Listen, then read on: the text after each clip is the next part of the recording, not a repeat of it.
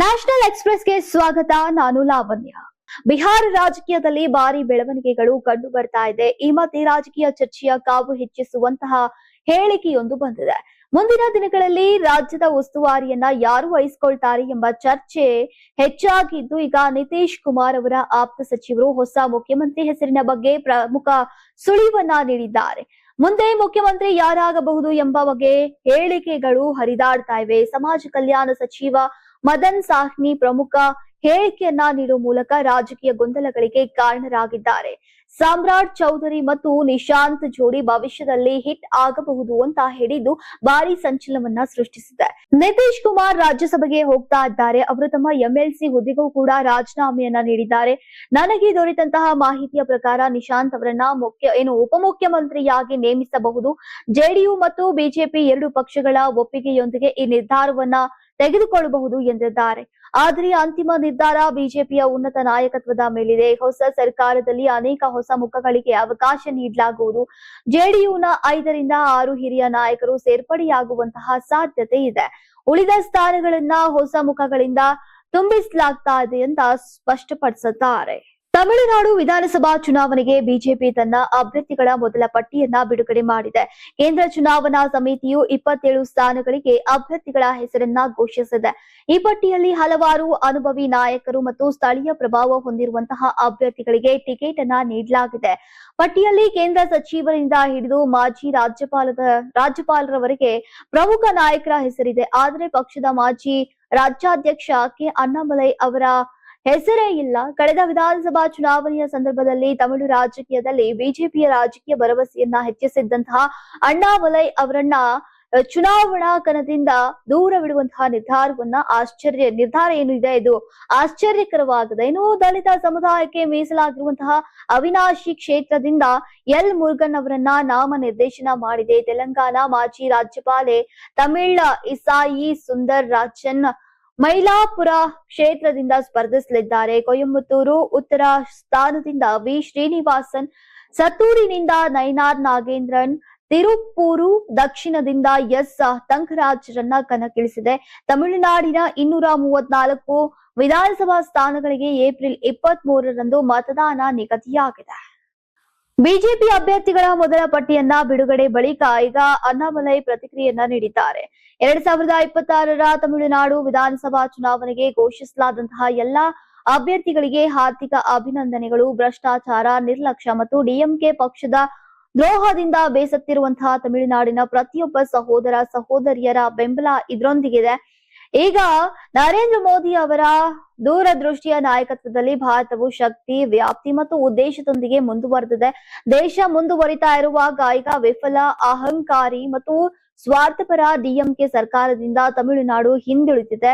ನಾನು ಒಬ್ಬ ಕಾರ್ಯಕರ್ತನಾಗಿ ನಮ್ಮ ಎಲ್ಲಾ ಬಿಜೆಪಿ ಮತ್ತು ಇತರ ಎನ್ಡಿಎ ಅಭ್ಯರ್ಥಿಗಳೊಂದಿಗೆ ಹೆಗಲು ಕೊಟ್ಟು ನಿಂತು ಪ್ರಚಾರವನ್ನ ಮಾಡ್ತೇನೆ. ಚುನಾವಣೆಯಲ್ಲಿ ಎನ್ಡಿಎ 210 ಸ್ಥಾನಗಳನ್ನ ಗೆಲ್ಲುವ ಗುರಿಯನ್ನ ಹೊಂದಿದ್ದೇವೆ ಅಂತ ಅಣ್ಣಾಮಲೈ ಅವರು ಪೋಸ್ಟ್ ಅನ್ನ ಮಾಡಿದ್ದಾರೆ.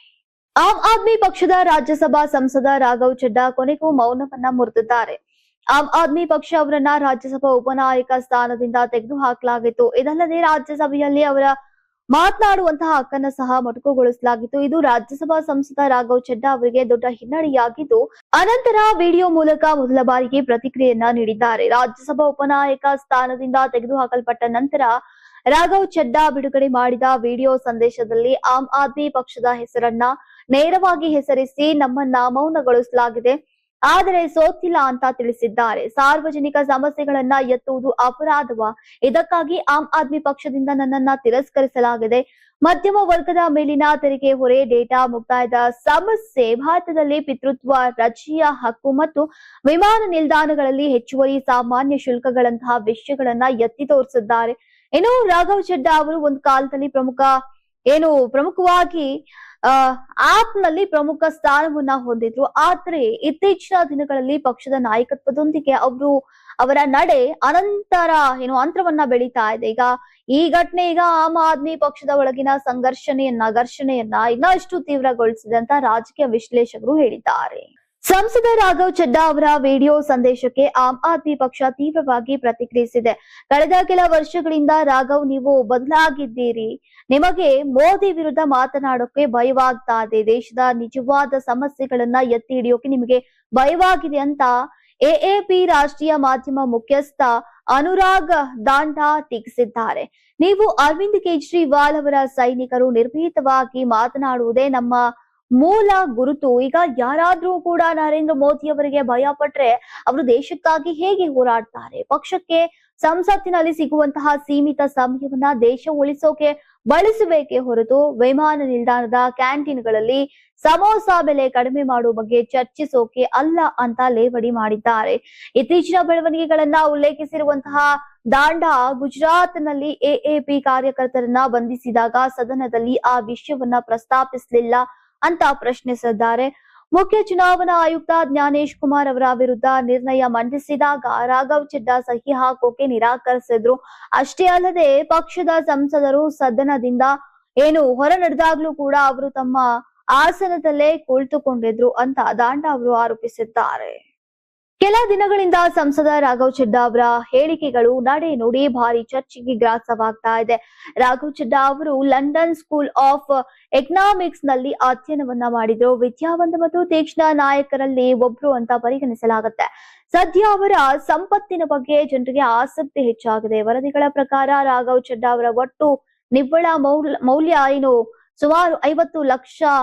ಅವರು ಸುಮಾರು 36 ಲಕ್ಷ ಮೌಲ್ಯದ ಮನೆಯನ್ನ ಹೊಂದಿದ್ದಾರೆ. ಅವರು ಮಾರುತಿ ಸುಜುಕಿ ಡಿಸೈರ್ ಕಾರು, ಸುಮಾರು 4.94 ಲಕ್ಷ ಮೌಲ್ಯದ ಚಿನ್ನ ಮತ್ತು ಸುಮಾರು 6 ಲಕ್ಷ ಮೌಲ್ಯದ ಬ್ಯಾಂಡ್ಗಳು ಮತ್ತು ಶೇರ್ಗಳನ್ನ ಹೊಂದಿದ್ದಾರೆ. ಇನ್ನು ಅವರ ಪತ್ನಿ ಪರಿಣಿತಿ ಚೋಪ್ರಾ ಆರ್ಥಿಕ ಸ್ಥಿತಿ ರಾಘವ್ ಚಡ್ಡಾಗಿಂತ ಉತ್ತಮವಾಗಿದೆ. ಈಗ ಅವರ ಒಟ್ಟು ನಿವ್ವಳ ಮೌಲ್ಯ ಸುಮಾರು 74 ಕೋಟಿ ಅಂತ ವರದಿಯಾಗಿದೆ. ಮುಂಬೈನ ಬಾಂದ್ರಾ ಪ್ರದೇಶದಲ್ಲಿ ಸುಮಾರು 22 ಕೋಟಿ ಮೌಲ್ಯದ ಮನೆಯನ್ನ ಹೊಂದಿದ್ದಾರೆ. 1.30 ಕೋಟಿ ಮೌಲ್ಯದ ರೇಂಜ್ ರೋವರ್ ವೋಗ್, 43.19 ಲಕ್ಷ ಮೌಲ್ಯದ ಆಡಿ Q4 ಮತ್ತು 69.27 ಲಕ್ಷ ಮೌಲ್ಯದ ಆಡಿ Q7 ಸೇರಿದಂತೆ ಐಷಾರಾಮಿ ಕಾರುಗಳ ಸಂಗ್ರಹ ಕೂಡ ಹೊಂದಿದ್ದಾರೆ. ಹಾಗೂ ಪರಿಣಿತಿ ವಾರ್ಷಿಕ ಆದಾಯ ವಾರ್ಷಿಕವಾಗಿ 5.36 ಕೋಟಿ ಗಳಿಸುತ್ತಾರೆ.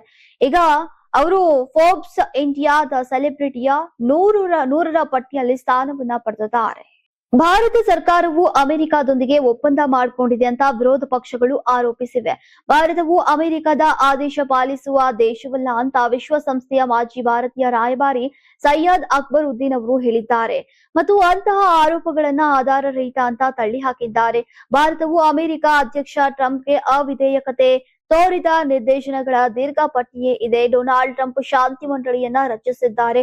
ಪಾಕಿಸ್ತಾನ್ ಸೇರ್ಕೊಂಡಿದೆ, ಭಾರತ ಸೇರ್ಕೊಂಡಿಲ್ಲ. ಯಾಕಂತಂದ್ರೆ ಅದು ನಿಜವಾದ ಅಂತಾರಾಷ್ಟ್ರೀಯ ಸಂಘಟನೆಯಲ್ಲ ಅಂತ ನಮಗೆ ತಿಳಿದಿದೆ. ಭಾರತದಲ್ಲಿನ ವಿರೋಧ ಪಕ್ಷವು ಆಗಾಗ ಸರ್ಕಾರವನ್ನ ಟೀಕಿಸಿದೆ ಮತ್ತು ಅದು ಅಮೆರಿಕ ಅಧ್ಯಕ್ಷ ಟ್ರಂಪ್ ಅವರ ಒತ್ತಡದಲ್ಲಿ ಕಾರ್ಯನಿರ್ವಹಿಸ್ತಾ ಇದೆ ಅಂತ ಆರೋಪಿಸಿದ್ದಾರೆ.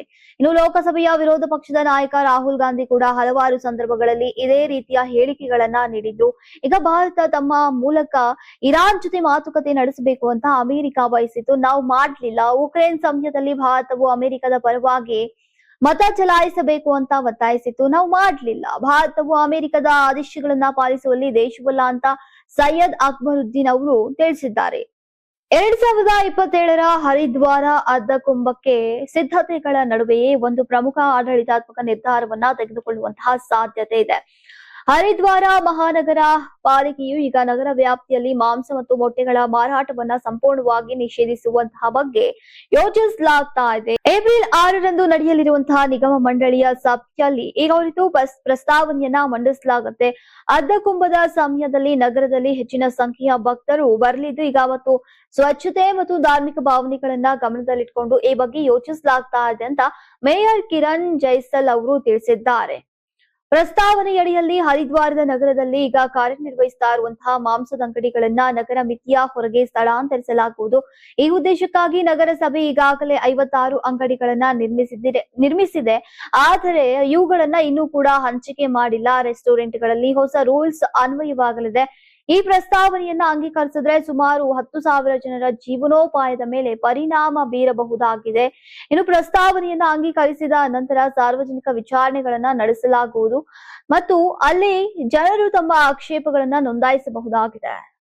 ಪಶ್ಚಿಮ ಬಂಗಾಳದ ಮಾಲ್ಡಾದಲ್ಲಿ ನ್ಯಾಯಾಧೀಶರನ್ನ ಒತ್ತೆಯಾಳುಯಾಗಿ ಇರಿಸಿಕೊಂಡು ಬೃಹತ್ ಪ್ರತಿಭಟನೆಯನ್ನ ನಡೆಸಿದ್ರು. ಗಲಭೆ ಸೃಷ್ಟಿಸಿದ್ದಂತಹ ಪ್ರಕರಣದ ಹಿಂದಿನ ಮಾಸ್ಟರ್ ಮೈಂಡ್ ಅನ್ನ ಪೊಲೀಸರು ಬಂಧಿಸಿದ್ದಾರೆ. ಬಂಧಿತನನ್ನ ಮುಫಕ್ಕಿರುಲ್ ಇಸ್ಲಾಂ ಅಂತ ಗುರುತಿಸಲಾಗಿದೆ. ಈತನ ಜೊತೆ ಅವನ ಸಹಾಯಕ ಎಕ್ರಮುಲ್ ಬಗ್ನಿಯನ್ನ ಘಟನೆಗೆ ಪ್ರಚೋದನೆ ನೀಡಿದ ಆರೋಪದಡಿ ಮೇಲೆ ಇದರ ಬಂಧಿಸಲಾಗಿದೆ. ಈಗ ಇಬ್ಬರು ಬಾಗ್ಡೋಗ್ರ ವಿಮಾನ ನಿಲ್ದಾಣದಿಂದ ಬೆಂಗಳೂರಿಗೆ ಪ್ರಯಾಣಿಸೋಕೆ ಪ್ಲಾನ್ ಅನ್ನ ಮಾಡಿದ್ರು. ವಿಮಾನ ನಿಲ್ದಾಣದಲ್ಲಿ ಇಬ್ಬರನ್ನ ಪೊಲೀಸರು ಬಂಧಿಸಿದ್ದಾರೆ. ಈ ಬಗ್ಗೆ ಪ್ರತಿಕ್ರಿಯಿಸಿರುವಂತಹ ಹೆಚ್ಚುವರಿ ಪೊಲೀಸ್ ಮಹಾನಿರ್ದೇಶಕ ಕೆ ಜಯರಾಮನ್, ಯಾವುದೇ ರೀತಿಯ ಅಶಾಂತಿ ಉಂಟು ಮಾಡುವ ಚಟುವಟಿಕೆಗಳಿಗೆ ನಾವು ಅವಕಾಶ ನೀಡೋದಿಲ್ಲ. ಇದು ಪೂರ್ವ ನಿಯೋಜಿತವಾಗಿ ಅಥವಾ ಇಲ್ಲವೇ ಅನ್ನೋದು ಈಗ ತನಿಖೆ ಬಳಿಕ ನಡೆಯುತ್ತೆ.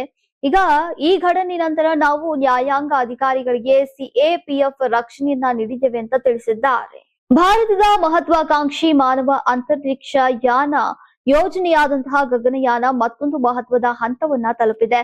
ಭಾರತೀಯ ಬಾಹ್ಯಾಕಾಶ ಸಂಶೋಧನಾ ಸಂಸ್ಥೆ ತನ್ನ ಗಗನಯಾನ ಮಿಷನ್ಗಾಗಿ ಆಯ್ಕೆಯಾದ 4 ಅಂತರಿಕ್ಷ ಯಾತ್ರಿಗಳನ್ನ ಈಗ ಲಡಾಖ್ ನಲ್ಲಿ ನಡೀತಾ ಇರುವಂತಹ ವಿಶೇಷ ಹೈ ಆಲ್ಟಿಟ್ಯೂಡ್ ಪ್ರಯೋಗದಲ್ಲಿ ಈಗ ಭಾಗಿಯಾಗುವಂತೆ ಮಾಡಿದೆ. ಮಿಷನ್ ಮಿತ್ರ ಅನ್ನೋದು mapping of inter operable trades ಮತ್ತು ರಿಲೇಬಲಿಟಿ ಅಸೆಸ್ಮೆಂಟ್ ಎಂಬ ಪದಗಳ ಸಂಕ್ಷಿಪ್ತ ರೂಪವಾಗಿದೆ. ಈ ಯೋಜನೆಯನ್ನ ಮಾನವ ಬಾಹ್ಯಾಕಾಶ ಹಾರಾಟ ಕೇಂದ್ರ ಮುನ್ನಡೆಸ್ತಾ ಇದ್ದು ಲಡಾಖ್ನ ಕಠಿಣ ಎತ್ತರ ಪ್ರದೇಶಗಳಲ್ಲಿ ನಡೆಸಲಾಗ್ತಾ ಇದೆ.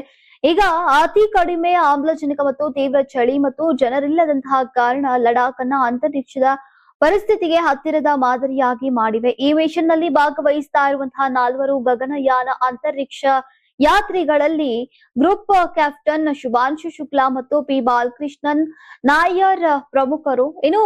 ಅವರು ಮಿಷನ್ ಆರಂಭಕ್ಕೂ ಮುನ್ನ ಲೇಹ್ಗೆ ತೆರಳಿ ಪರಿಸ್ಥಿತಿಗೆ ಹೊಂದಿಕೊಳ್ಳುವಂತಹ ತರಬೇತಿಯನ್ನ ಪಡೆದಿದ್ದಾರೆ.